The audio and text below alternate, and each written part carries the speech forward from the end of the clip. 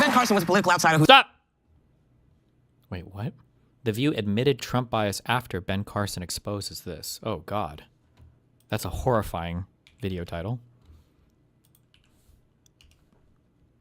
For context, it's one about having access to my account, which she had for years, and had her own personal credit card. It was about for her to co-own my account, which I said no. She could have withdrawn, sent funds, etc., and had the same banking restrictions I had. I was just the owner. She wanted her name right beside mine. I said no.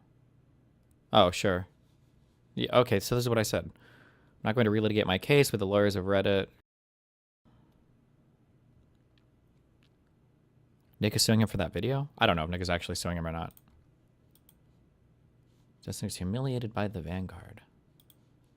Major questions. Oh, Supreme Court stuff. Our queen. How's she doing?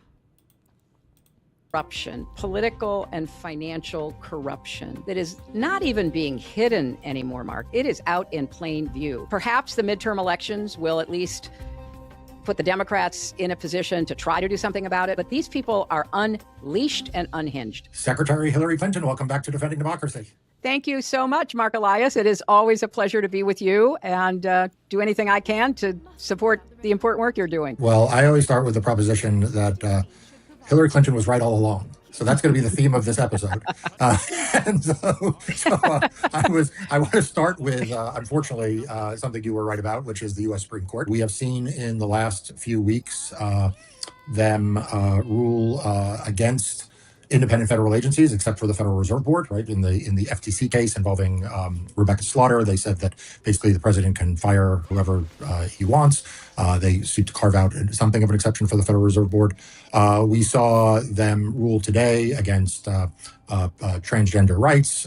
We have seen them rule in various other cases against what seems to be common sense interpretations, and even the cases that we kind of agree with. Birthright citizenship, it was 6-3. It wasn't 9-0, as many people expected. Case that I was involved in. That's horrifying, by in the winning, way. Involving mail-in voting was 5-4. A case that, honestly, if you'd asked me 2 years ago, I would have said, I don't know. Like, again, these are, and people understand it more, I guess, with the Supreme Court, maybe because there's a score or maybe because a win is a win or whatever, but this is the same shit that I say when it comes to, like, us winning elections, and it's like, it's cool that we win, and I guess it's even cool when we win by a lot, but, like, every single one of these should be fucking blowouts. It is insane how far away we've gotten from everything, from anything reasonable. It's just crazy that this guy could write an executive order to carve out, like, part of the Constitution.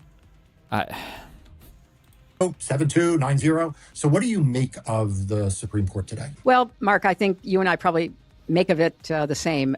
This is a movement conservative court that was installed for the purpose of turning the clock back on a lot of our rights, but more than that, precedent that had literally stood the test of time in how our government should actually operate with appropriate checks and balances. And I think that, their view about this so-called unitary executive, which really is a fancy way of saying the president can do whatever he wants to do, yes, unless we have some qualms, but then we will, only apply the qualms if it's a Democratic president, not a Republican president named Trump. I don't think there's any sugarcoating it. This is a court that was hand-selected by the Federalist Society that was intended to do exactly what it's doing. It's shocking when they don't fall in line with Trump. It's shocking when they stand up to him on anything. But as you rightly say, some of what they do is still splitting the blanket. Why would birthright citizenship be a divided decision, even though it came out allegedly the right way? Look at the mental gymnastics they went through to, give the president literally the power that used to be available to a president in the middle of the 19th century to hire and fire and influence anybody in the federal government to do whatever the president wants, except for the Federal Reserve Board. I mean, it is a nonsensical and it's wait, because I didn't read this decision, and I don't want to read this decision, because if you're studying law or if you're just curious about law, you shouldn't waste everything that's happening right now will either be an exceptional point in legal history, in jurisprudence for the United States. It'll be an exceptional point that will be like, oh, there's a lot of crazy shit that happened in these 5 years. We ignore that. Or it'll be like the downfall of U.S. judicial anything, and it won't matter anyway, okay? Because fuck everything. But, okay, so all that said, did the Supreme Court rule that the president, because the way that she said this, it sounded like this, but certainly it's not this. Did the Supreme Court rule that the president of the United States can reach into any executive agency and fire whoever the fuck he wants? That's not really what happened, right? This had to have been over, like, firing somebody else. That isn't that case, right? Is that what they're referring to? With the only exception for some fucking reason being the Federal Reserve Board? Oh my God.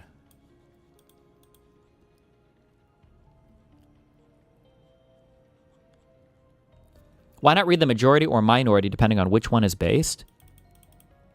Because I just don't. It's weird reading the arguments. It's like imagine a court case comes out and it's like, which car is faster, a Mustang GT or a Volkswagen Beetle? And then the Alito writes the decision. He's like, we know that the Beetle is faster because it's red, and red is always faster than blue. And then imagine like the next court case is which airplane is faster, the red plane or the blue helicopter? And Alito is like, well, we know that the thing with more spinning surfaces is the faster thing, so it's actually the helicopter is faster here. And then it's like, okay, well, what if we have like a car with a spinning rotor or whatever, and like, what's faster here, the red one with the spinning rotors or the blue one? And he's like, my cousin drives the other one, and I know he's a really good driver. So that this is like every decision is just the most contrived, retarded. It's either originalist if he wants it to be and it suits him, or consequentialist when he wants it to be and it suits him, or it's all of it is just so fucking retarded. It's so stupid. It's so fucking stupid. It's for agency heads.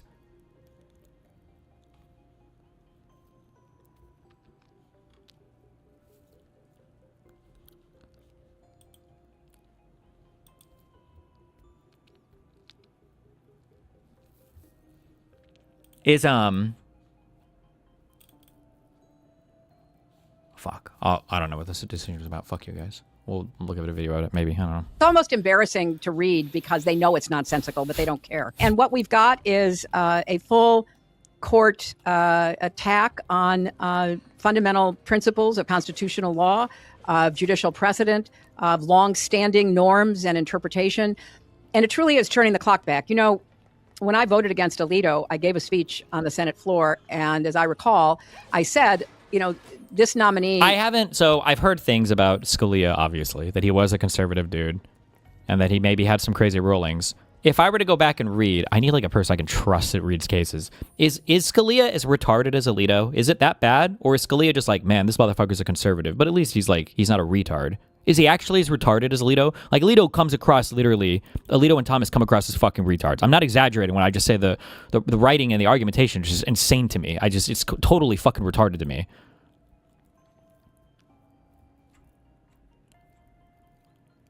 God, no. I think Pisco really respected Scalia. You can trust me. I asked GPT and it told me I'm smart.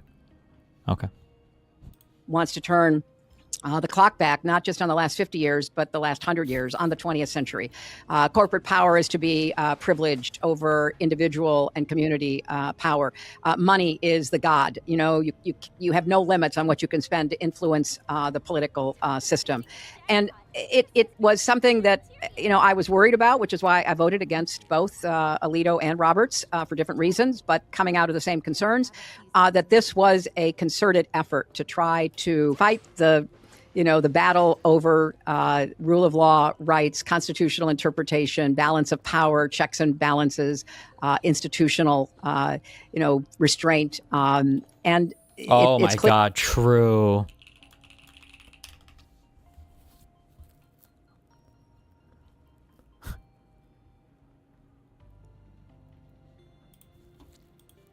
This morning, caught on tape, always provocative words, even more so when it is a Supreme Court justice and his wife, and she talked about flags. On a secret recording, Justice Samuel Alito appeared to endorse a call to return our country to a place of godliness. A liberal activist and filmmaker presented herself as a religious conservative and secretly recorded the justice and his wife at a Supreme Court Historical Society dinner. The recording comes in the wake of the controversial flags being flown at Alito properties, and this is what Martha Alito had to say about them. I want a Sacred Heart of Jesus flag because I have to look across the lagoon at the Pride flag for the next month. Exactly. And he's like, oh, please don't put up a flag. I said, I won't do it because I'm deferring to you. But when you are free of this nonsense, I'm putting it up, and I'm going to send them a message every day. Now, CNN has not obtained the full form of these recordings. We have also reached there out to more? the Supreme Court for comment. And I thought we listened to longer where she's talking about, like, did she use the term feminazi? Am I crazy?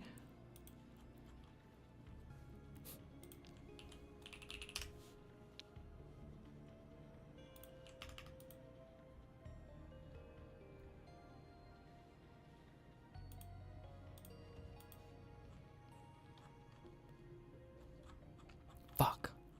I wonder if did I hallucinate this? Alito wife recording leaked.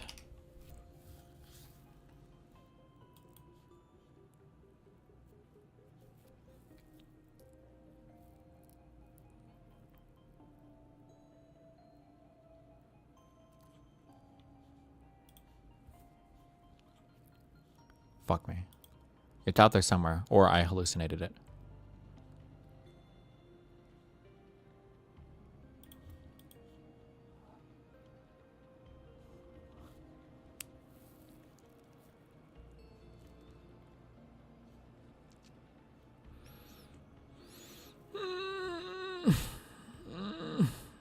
Clear where they stand. Yeah, it's funny you mention that you took on both Alito and Roberts, because as I recall it, there were a lot of Democrats who were willing to take on Alito, but Roberts kind of charmed a lot of Senate Democrats, honestly.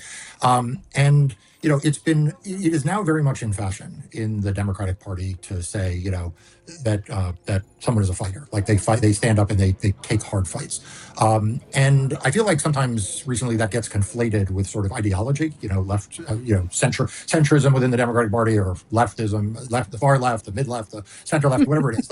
And I think that it's important for people to understand that your entire career in the Senate, and then as in the administration, and then as the Democratic nominee, and since has been to fight against what Republicans and the Tea Party movement at the time, and now the Trump administration is. And along the way, you took on the alt-right, and I've asked you about that before, like in a really important speech that we'll link to that people should read. Way before people were talking about kind of like the crazy online right, you kind of identified it. So can you talk about where you think we are as sort of a party of fighters? I did have the benefit of seeing and understanding fairly early the very well-organized, well-funded coalition that brought together economic interests, religious interests, ideological and partisan interests.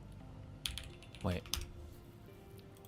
Hi, I wanted to say hello to you again.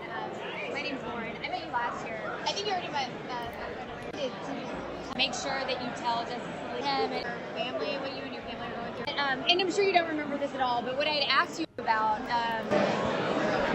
was about the polarization in this country, about how do we repair that rift. And considering everything that's been going on in the past year, as a Catholic and as someone who really cherishes my faith, I don't know that we can negotiate with the left in the way that needs to happen for the polarization to end. I think that it's a matter of winning. I think you're probably right. I think one side or the other is going to win. I don't know. I mean, there can be a way of working, a way of living together peacefully, but it's difficult, because there are differences on fundamental things that really can't be compromised. Really can't be compromised. So it's not like we're going to split the difference. And that's what I'm saying. I think that the solution really is winning the moral argument. People in this country who believe in God have got to keep fighting for that, to return our country to a place of godliness. Oh, I agree with you. Because we look at the decline of our society, the decline of the nuclear family, and liberals, I just feel want to see that happen and proliferate.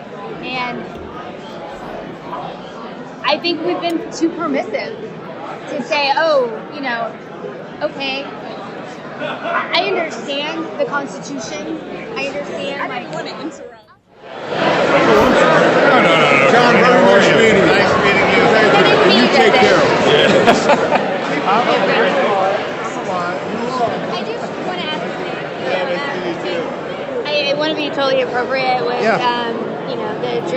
of it all, but just to be totally candid, like, how do we get America back to a place of really less polarization? Because I feel like the court is undergoing this period of turmoil. Like, people don't trust in, I think, just this was the last bastion of, I think, public trust. And how do we get back to that? I wish I knew. I don't know.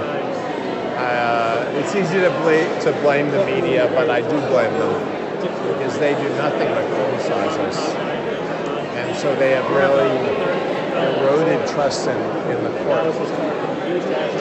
I don't know. I really don't know. I mean, ordinary people, ordinary isn't the right word. American citizens in general need to work on this to try to heal this polarization because it's very dangerous. I do believe it's very dangerous. I think it's taking an entry very fast. The court can't do anything to I mean, we have new work of us. find the leaker. Pardon me? The leak. You can't name somebody to figure out to nail Dobbs that. decision We making. don't have the power to. Why the trust? We're not alone. Okay, fuck. B44. This was not the wife call. Still funny, but. I want to ask you,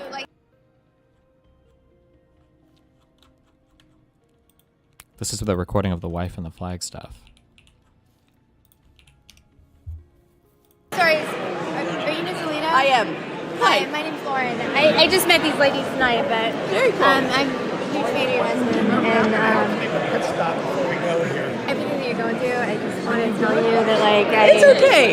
Yeah. It's okay. It's not okay, though. It's not okay. It's okay. It's okay because if they come back to me, I'll get them. I'm going to be liberated, and What I'm do you going to mean get by Oh, well, gay? there's a 5-year defamation statute of limitations. But I don't know what Is it really 5 years? Isn't most tort 2 years? I don't know. you mean by gay, Okay. yeah. Oh, okay. Come on, I'll get you. Come on. I was denigrated early on when we first came to town. And the woman then won a Pulitzer Prize. She was commenting on my clothes. She said that I wore a baby blanket one day, and the next time I had on a Lazy Boy recliner pattern suit. And so when she won her Pulitzer, I called her up and I said, "Hello, is this Robin Givhan of the New York Times?" "Yes, it is." I said, "Oh, I'm so proud of you. You're getting a Pulitzer Prize." I said, "And will you be wearing Balenciaga?" And she goes, "No." I said, "Why not?" She said, "Well, it doesn't flatter me." I said, "Oh, come on. Such a high-end thing, it doesn't flatter you?" And then I said to her, "It's a beautiful day. It's April 2006. I said, "Maybe you want to go outside today in New York. It's really beautiful. Take a walk and enjoy life." She never came after me again, but she went after Jane Roberts again. That's why she got her Pulitzer between Jane and me, criticizing the clothes that Jane had put the children in and the clothes that we wore. But why do you think they're coming after you? They are. I mean, woman's crazy. the whole appeal to have heaven flag was bullshit, right? Right. But that's, the other thing is the feminazis believe that he should control me. The feminazis, by the way. So you go to hell. He never controls me. But I have the same flag. Yeah, I know. No, but a lot of people fly that fucking flag. Don't worry about it, baby. I'm sorry. It's all right. It's all I should right. watch my language. It's all right. It's all right. I'm sorry. I did not mean. It's okay. It's okay. No, It's but okay. it makes me so angry. Don't get angry. It makes me so angry. Don't get angry. Get even. Bye, baby. Bye, cat. Meow, meow, meow, meow. Meow, meow. She's a bad girl. Cat's escort, Lewis. Hi, Lewis. Good to see you. Likewise. I'm Natasha. Nice to meet you. Hi, Natasha. Yes, we're never going back to Wounded Warriors, I'm afraid. Isn't that awful, though? Why? Oh, because there are of the fewer of them, security, but, the yeah. security and all that. It's good we did that. We did that. Wonderful. The two of you really did? Something to be really proud of. Do you know that they created and ran the Wounded Warriors program here? You would never know that because of how they're trying to persecute. Oh, ignore all that. The reality I don't is, need yeah. their approval for for anything in my life. I need nothing from them. You don't, but the problem is that they use you to fuck. Pardon my language. Pardon my language. Wait, who's Your biography. Lewis? I like you. You deserve it. All right. Thank you. Take care. They're persecuting you, and you're like a convenient stand-in for anybody who's religious. Look at me. I'm German. I'm German. My heritage is German. You come after me, I'm going to give it back to you. Why would you ever say that? That's such a crazy thing to say. And there will be a way. It doesn't have to be now, but there will be a way. They will know. Just don't worry about it. God, you read the Bible. Psalm 27 is my song. Mine. Psalm 27. The Lord is my God and my rock. Of whom shall I be afraid? Nobody. I love that you have that attitude because that's more of what we need. I was telling your husband, I was like, and it should give you like a little bit of background. So I met him last year at this dinner, and I said to him, I was like, this country is so polarized. How do we repair that rift? He was like, I don't know. It's not our role. And I told him this year, I'm like, for the past year, I remembered our conversation, and I looked at what happened to you and your wife, and I'm like, how is there any negotiating with the radical left? There's not. You cannot negotiate with the radical left. You have to just win. They feel. They don't think. No, but you have to win. And if we want to take this country back to like a godly place, to a moral place, that means that we actually have to just fucking... Pardon my language again, I'm so sorry.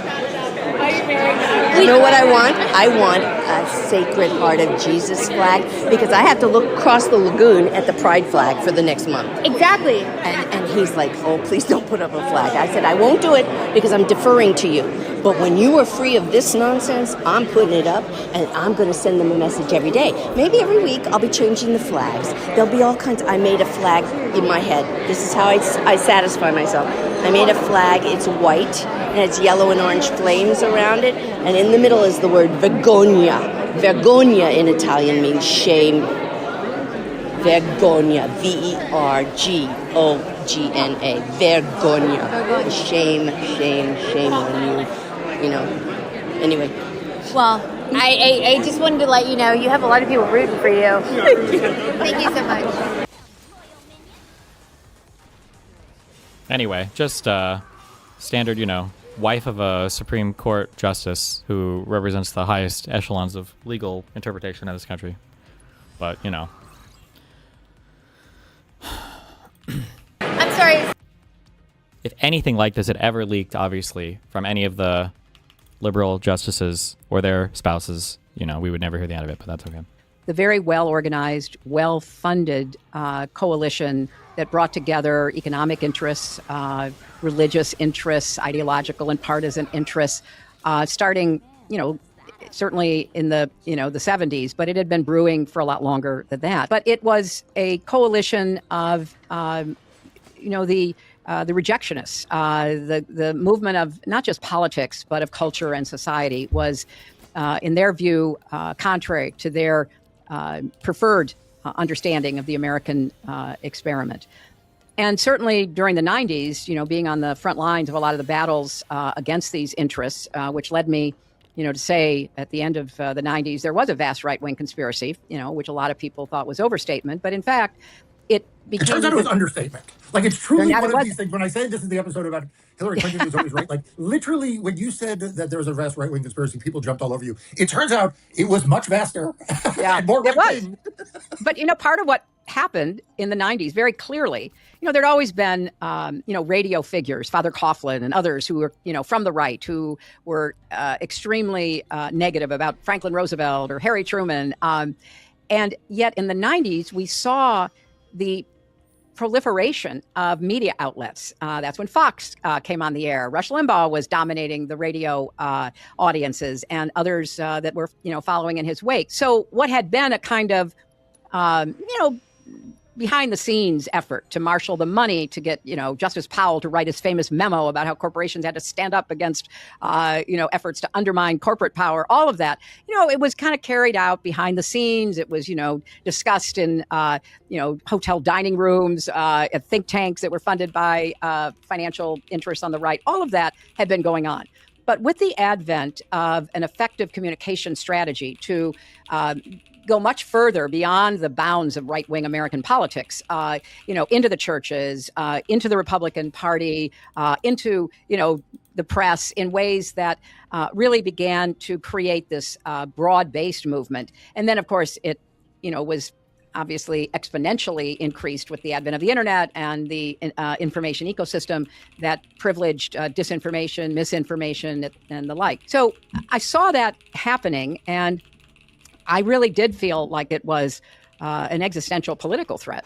And I saw that there were real coalitions, the moral majority. Obviously, that was an important part of the merging of the Republican Party with the religious right. And I saw how voices that had been, attacking or complaining about the politics of FDR, for example, were now joined with the politics of grievance against the culture.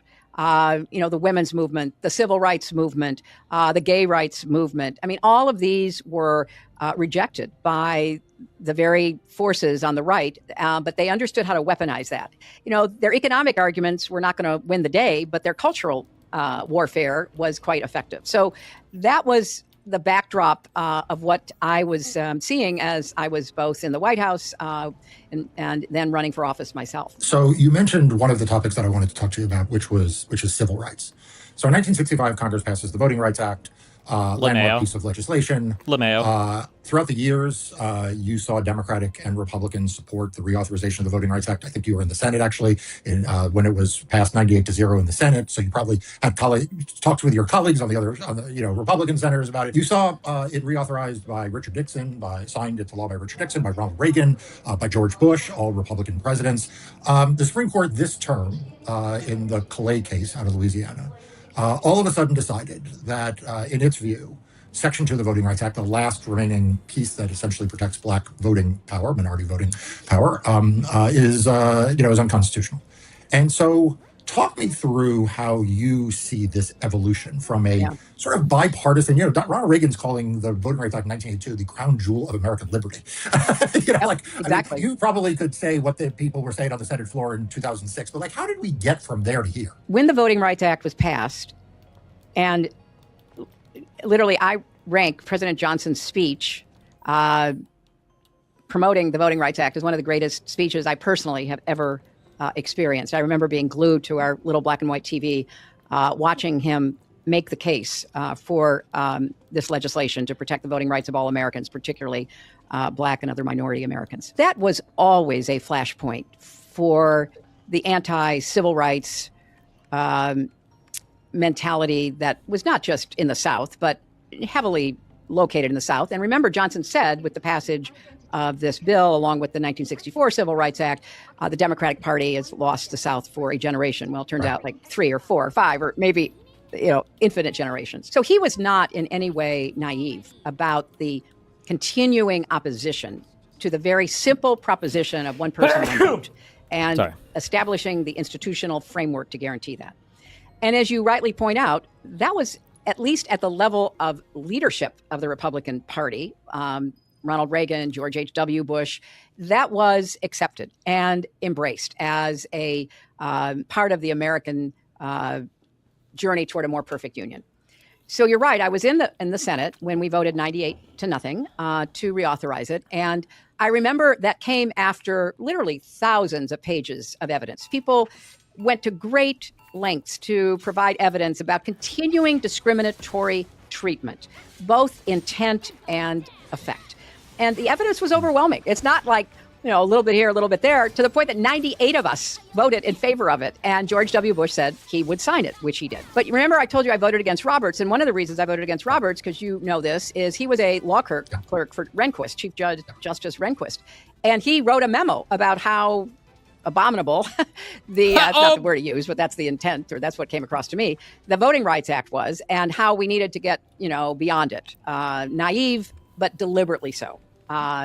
Putting on those rose-colored glasses of a post-racial world, which never has existed, never will exist, which is why you need laws and you need institutional frameworks. So it didn't surprise me that when they got a court that Roberts was now in charge of, they brought the laws that could bring this case. And literally, for a so-called conservative court, there's nothing conservative about it. And there's certainly nothing conservative about the lack of respect they have for congressional power, for Article I power, which looked at this problem, which studied this problem, which gathered evidence on this problem, and thought the Voting Rights Act was still necessary in order to conduct free and fair elections where everyone would feel that they were heard, their voice was counted, they were represented.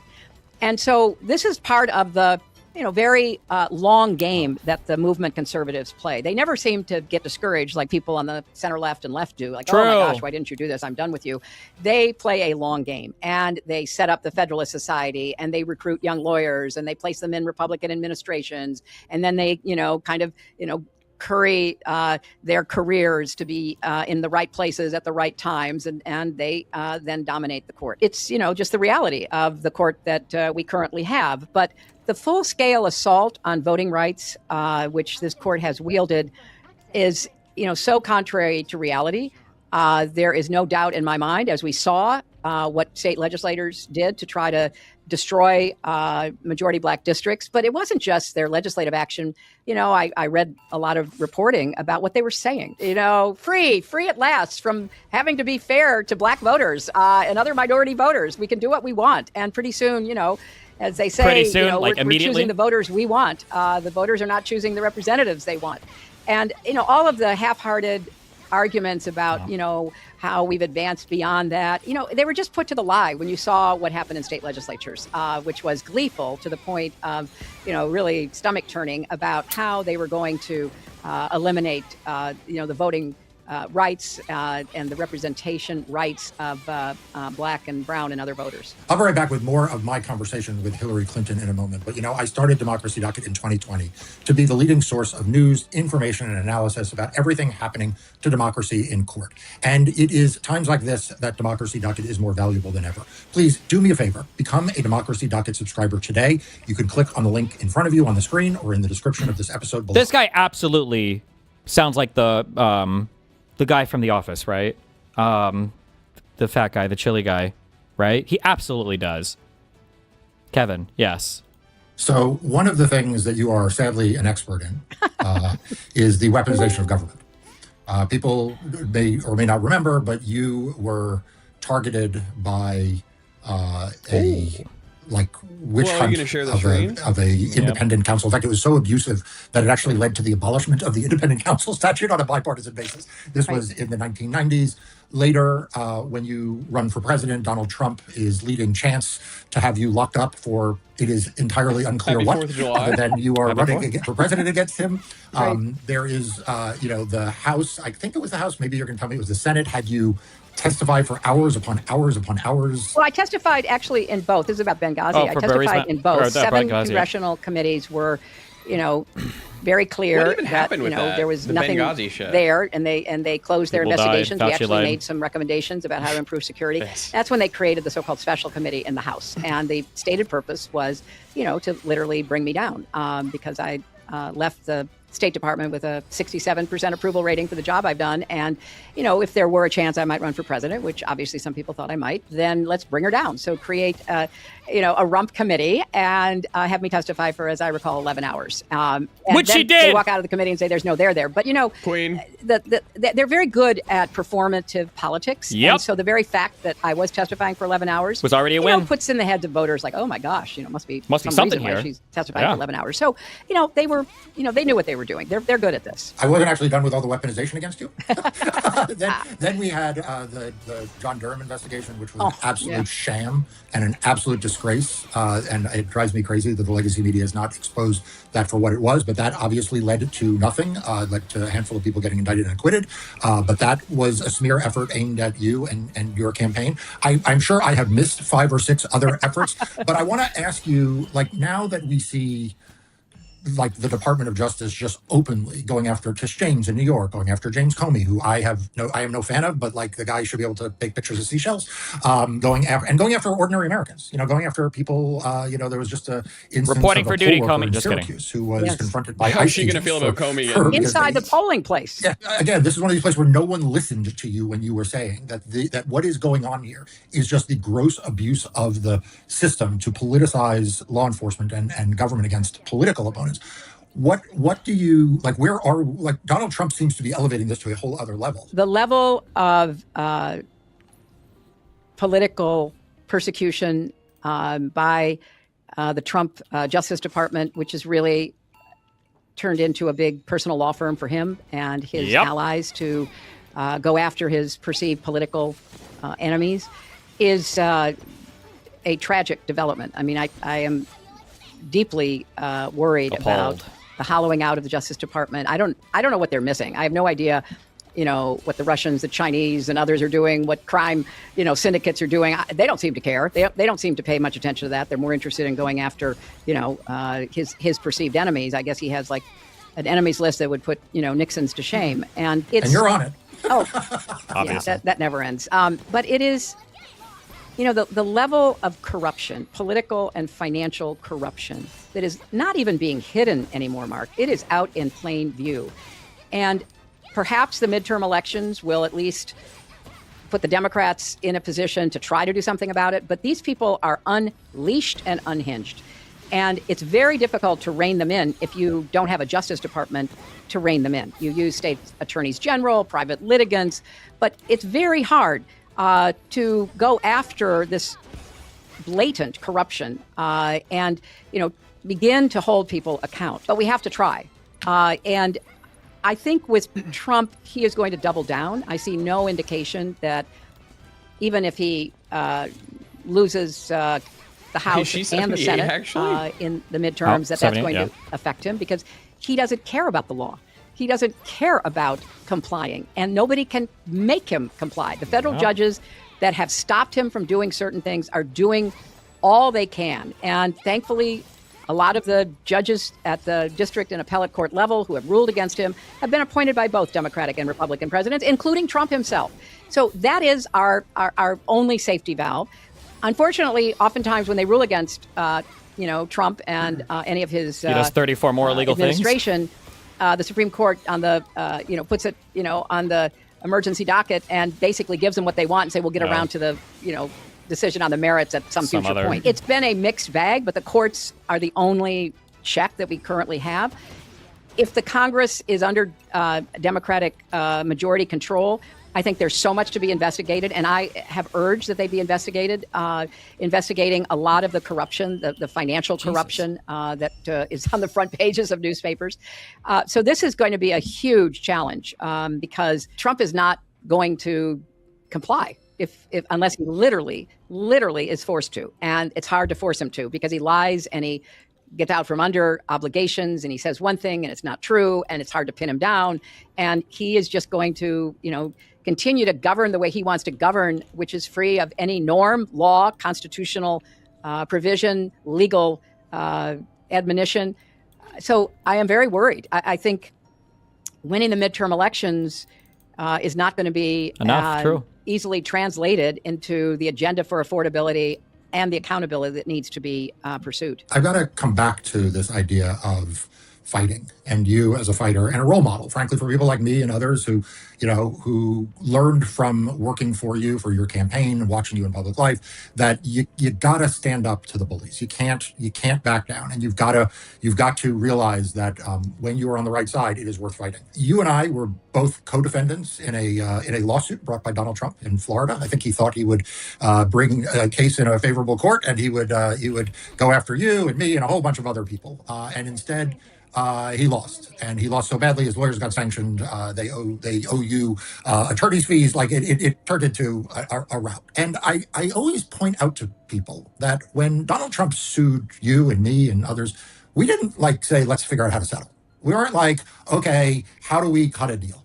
But yet everywhere we stood up and we fought, and like, kudos to you and David Kendall and a whole bunch of lawyers did a great job and helped justice prevail. But when you look around and you see all of these big institutions and people with all of the resources in the world to fight, I mean, a lot more resources than you have, certainly more resources than I have. Like they could afford to stand up and fight, and instead they capitulate. Like, do you ever call them and say, hi, this is Hillary Clinton? Like, what are you guys doing? Like, No, but I have been very disappointed, starting with the law firms, and big kudos to the ones who stood up to Trump. And guess what? They won. I always knew these were winnable cases, and why so-called big law capitulated. And their only explanation was, we represent a diversity of clients and all the rest. Fuck you. I'm a recovering lawyer, and I like a lawyer who fights for me. I like a lawyer who stands up and fights, especially a lawyer who stands up and fights, for what's right, regardless of, the challenges and the odds. And these law firms, it was just total acquiescence. They thought they could just brush it off, keep going, pay no price. I think they did pay a price. And They did. I think that's, very unfortunate. A lot of the universities were in a more difficult position because, they are dependent in their research and a lot of faculty funding on the federal government. And when you have a president who doesn't respect science, doesn't care about research, doesn't think that any of it is important, it was a very difficult challenge for them to deal with that. And I have more sympathy for them. The idea that you could fight when you were so dependent upon the federal government, it made it harder. And they've been trying to maneuver through it, cut deals, get out from under it, get their funding back. But the ones that really make me sad are the big corporations. Fuck you, people money. who are Didn't worth mean shit. a lot more than Donald Trump. People who run major corporations. People who should have the confidence to be able to stand up to him. I always did a little cheer when any one of them did. Like I remember Costco decided that, what? I don't know what you think about DEI, but, we have a diverse workforce. We have a diverse, customer base. We have a diverse supply chain.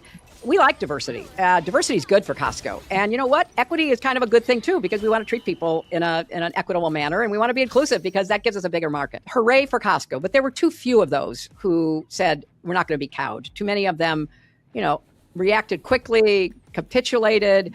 I think they hurt themselves. I think they're still hurting themselves. And, it's disappointing. But the media capitulation was of a different sort. They just bought up the media. It was, reminded me of the way Putin sent out his oligarchs to try to buy up the media in Europe in order to influence politics, to suborn leaders, to try to, get a pro-Russian, pro-Putinism approach. So you look at the different institutions and why they did what they did. There might have been slightly different reasons, but the bottom line is that, the calculation they made was to go along and, in many cases, I think, abase themselves in order to curry favor with Trump and his associates. And it was a very sad, spectacle. I've got to ask you a couple of questions, putting on your expertise in foreign affairs and former Secretary of State hat. So I am worried that Bill Pulte is the head of the Office of National Intelligence? The National Director of Intelligence, NDI. Yeah, I wasn't, to be honest with you, all that keen on Tulsi Gabbard in that position. You should have been. Last I checked, she was hanging out in an evidence truck. Ballots were being seized in Fulton. Bill Pulte does not seem to be qualified to be the head of national intelligence. Right. And I am worried that, we have seen efforts by foreign governments to interfere in our elections. And Bill Pulte does not seem like the kind of guy who's going to stop the interference. Not if they're on their side. Nope. Can you just walk people like me who are not experts in this, through what it is that this office does and whether we should be worried about interference in elections or not? You should definitely be worried about everything. This is a naked partisan takeover of the Director of National Intelligence, which was formed following 9/11 to better try to coordinate the various intelligence agencies, the CIA, the NSA, there's 17 of them, because we missed a lot of signals that we should have paid attention to leading up to 9/11. And it was thought in this legislation that created the Department of Homeland Security and created the DNI that this would be a better coordinating mechanism. I think there's a lot of problems with it, but it is at the hub of all of our intelligence. The DNI has access to everything that they want to see. I mean, I hope there are career and even political appointees in various of the agencies that are slow walking or refusing to share information with Pulte. But I would also call out to, I don't know why there hasn't been a lawsuit brought. He is manifestly unqualified under the statute to hold that position, I would argue, even in an acting role. They're not going to nominate him thinking they can avoid the collision with the statutory requirements, but somebody ought to be bringing a lawsuit to test it, to try to enjoin him until the merits are decided as to whether an acting DNI doesn't have to comply with the requirements, which strikes me as another tortured argument that is worth trying to test. He has just installed as a deputy somebody who's one of these election conspiracy theorists who think Trump won in 2020, or even if they don't think it, they say it because that's how they get in good with Trump and the delusion that he tries to perpetuate on all of us. So the bottom line to me is he's very dangerous. He's a loose cannon. We saw what he did trying to go after alleged enemies of Trump when he was at the mortgage agency. And I just think it's so deeply insulting to the intelligence community to put someone who, number one, knows nothing, has never had a position where he was exposed to anything with respect to intelligence.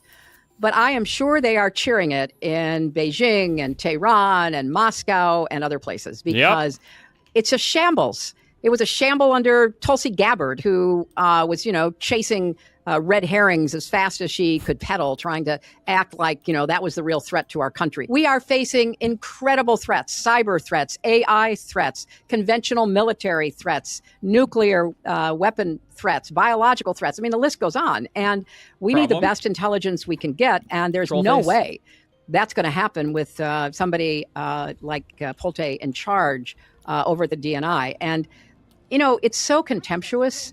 It's not just contemptuous of the intelligence professionals. They're not always right. They make mistakes. But the ones that I've dealt with over many, many years have by and large, tried to figure out what was happening that could threaten our security, that could, go after our electric grid, that could shut down our air traffic control system, that could disrupt our healthcare system, that, on and on. The threats are pretty real that we have to deal with. And we need smart, dedicated professionals protecting us, and we don't have that. So I'm going to let you escape without me asking you about 2028, but I'm going to ask you about 2026. Okay. So you've alluded to this, and I've said it that I think the midterm elections are essential for democracy. We need Democrats to do well. We need Democrats to take control of the House and the Senate. We need Democrats to win up and down the ballot.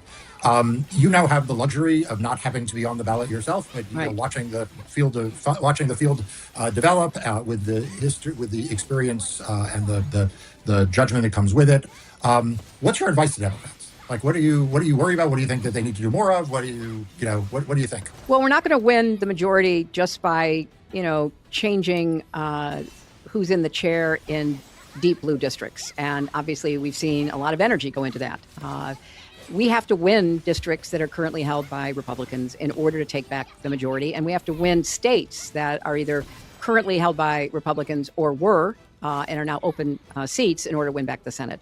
So I am a numbers person. How do we get to the numbers we need to control the House and the Senate? Because, all of this talk about affordability and accountability and everything everybody wants to do, none of it will happen if we don't have the majority. When I was in the Senate for 8 years, I was in the majority and in the minority, and it's a lot better being in the majority. And I want to see us get to the majority, and that means winning swing districts. And so a lot of the energy is in the public, anyway, on the left with these internecine Democratic fights in blue districts. But what I'm looking at are the candidates that are being nominated that have a chance to win in districts and states that we need to win in order to be successful. And there I'm actually very encouraged. I think we have good candidates from what I've seen being nominated that fit the district, that are running good campaigns. And every district to some extent, particularly the swing district, may have a slightly different look to them because, what would play in a swing district in New York may not play in a swing district on the border in Texas or in the Valley in California. And so you do need to have an overall message, which is affordability and accountability, and then you fill in the blanks. But you also need to run as a candidate that can win the votes of a majority of people in your district. And I'm encouraged, but, it's a long time between now and November. And I was especially encouraged by the mail-in How do you blow this out of ballot range, bro? decision that came out of Mississippi. Thank you and your team and everybody, Mark. It's ridiculous that we would be looking at ways of limiting voters, but that's the only way they can win. They can't win a fair fight in a district or a state, which is why Trump is so obsessed with, stealing voter rolls and purging voters and, making up ridiculous claims about, people not eligible as citizens for voting, of which, that is like so vanishingly, non-existent. It is, laughable. But that's his game because he can't win a fair fight. And his Republican Party, which has, become a cult answering only to him, can't win a fair fight. So as you look out across the country at the House and Senate races, the governor's races, all of that, it feels to me like Trump has sort of lost some of his grip. Like it is still, he can still, swing a small primary electorate where it is a Republican and Republican.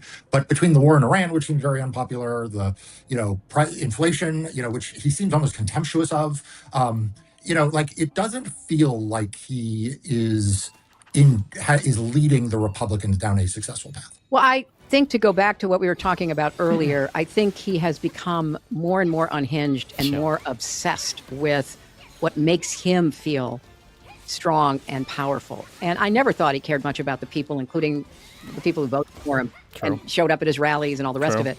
But I think it's gotten a lot worse. I mean, the contempt he has shown to a bipartisan accomplishment, whatever you think about all of the features of the housing bill.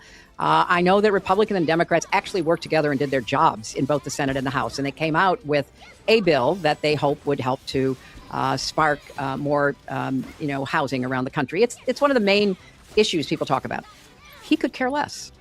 He wants to stay in power not to provide housing for people, not to provide health care for people, not to really improve the financial well-being of the average American. He wants to stay in power for the perks.